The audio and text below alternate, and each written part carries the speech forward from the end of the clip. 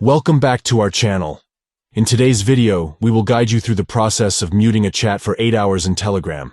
If you need a temporary break from notifications and want to silence a chat for a specific duration, you're in the right place. Let's dive into the full guide. Step 1. Open Telegram. Look for the familiar blue and white circle icon with a paper airplane inside. Tap on it to launch the Telegram app. Step 2.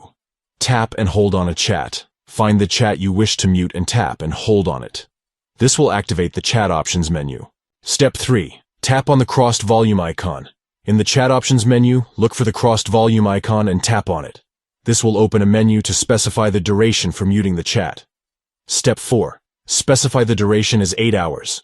From the duration menu, locate the option Mute for 8 hours and tap on it. This will mute the chat for the selected duration. And there you have it.